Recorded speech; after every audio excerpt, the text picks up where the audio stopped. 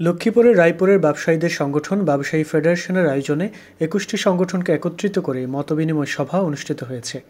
শনিবার দুপুরে রায়পুর ব্যবসায়ী ফেডারেশনের অস্থায়ী কার্যালয় সংলগ্ন একটি মাঠে এই মতবিনিময় সভা অনুষ্ঠিত হয়। ফেডারেশনের আহ্বায়ক সাইফুল ইসলাম মুরাদ পাটোয়ারির সভাপতিত্বে এতে প্রধান অতিথি ছিলেন রায়পুর উপজেলা নির্বাহী কর্মকর্তা, উপজেলা ও পৌর প্রশাসক মোহাম্মদ ইমরান খান।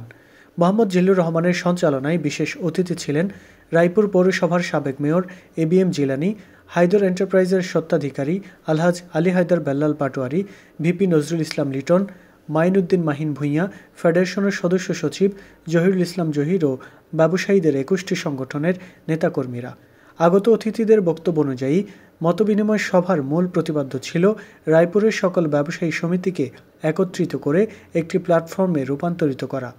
অনুষ্ঠান শেষে আগত সকলের জন্য মধ্যাহ্নভোজের আয়োজন করেন রায়পুর ব্যবসায়ী ফেডারেশন।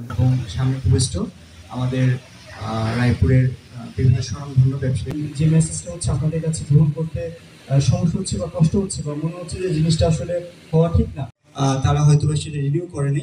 যে ক্রাইটেরিয়াই হোক না কেন, আমরা একটু সময় রাখবো, আপনারা সেগুলো প্রকৃত অর্থ দিয়ে, অর্থাৎ যেটার যে মূল্য, সেই মূল্য দিয়ে আপনারা এই ট্রেড লাইসেন্সগুলো সংগ্রহ করবেন পৌরসভা থেকে। 5 আগস্টের পর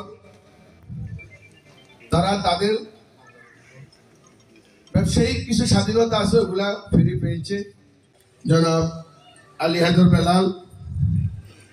কেন এই ব্যবসায়ী সংগঠন বা ব্যবসায়িক ফেডারেশন? রায়পুরে অনেকগুলো ব্যবসায়ী সমিতি আছে, তার মধ্যে সমিতি এবং ফেডারেশন ভিন্ন একটা জিনিস। আমরা আসলেই রায়পুরে যে ২১টা সমিতির কথা বললাম, সেটাও একদিনের সৃষ্টি নয়। আমার আন্তরিক শুভেচ্ছা ও সালাম। আসসালামু আলাইকুম। ঐতিহাসিক স্মারক হিসেবে বিবেচিত হবে।